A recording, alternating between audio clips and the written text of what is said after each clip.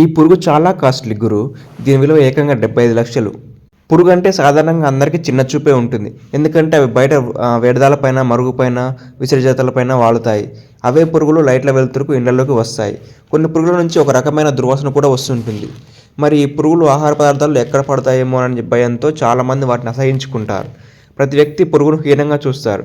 అందుకే ఎవరినైనా చిన్న చూపు చూస్తే తమకు పురుగు కంటే హీనంగా చూశారని బాధపడుతుంటారు. కానీ ఇప్పుడు ఒక పురుగు గురించి తెలుసుకుంటే మాత్రం పురుగులు హీనమనే మన అభిప్రాయం మారిపోతుంది. ఎందుకంటే అది చాలా కాస్ట్లీ పురుగు.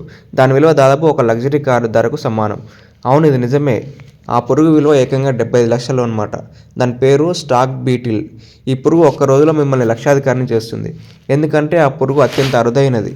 దీన్ని అదృష్టానికి చిహ్నంగా కూడా పరిగణిస్తారన్నమాట. ఈ పురుగు చెక్కలపై ఆధారపడి జీవించే కీటక జాతికి చెందిందనమాట. అటవీ పర్యావరణంలో ఇది చాలా ముఖ్య పాత్ర పోషిస్తుంది. లండన్కు చెందిన నేచురల్ హిస్టరీ మ్యూజియం ప్రకారం ఈ పురుగు బరువు 2 నుంచి 6 గ్రాముల మధ్యలో ఉంటుంది.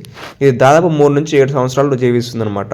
మగ పురుగులు 35 నుంచి 70 మిల్లీమీటర్ల పొడవు, ఆడ పురుగులు 30 నుంచి 50 మిల్లీమీటర్ల పొడవు ఉంటాయి. ఈ కీటకాలను చికిత్సల్లోనూ వాడతారనమాట. ఈ పురుగుల కొండీలు దుప్పిల కొమ్ములను పోలి ఉండడంతో వీటికి స్టాక్ బీటిల్స్ అనే పేరు వచ్చింది. ఇవి సంతానోత్పత్తి సమయంలో ఆడ పురుగులతో జత కట్టేందుకు ఈ కొండీలను ఒకదానికొకటి కొడుతూ విచిత్రమైన చప్పుడు చేస్తాయన్నమాట.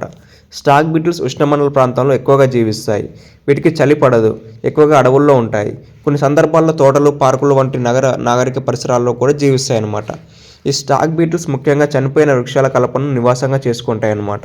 పెద్ద స్టాక్ బీటిల్స్ చెట్ల నుంచి సాప్ అనే ద్రవాన్ని, కుళ్ళిన పండ్ల నుంచి కారే తీపి స్రావాలను తిని జీవిస్తాయి.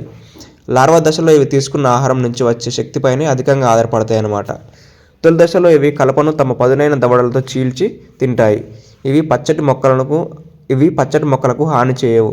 కేవలం మృత వృక్షాలను మాత్రమే ఆహారంగా తీసుకుంటాయి అన్నమాట.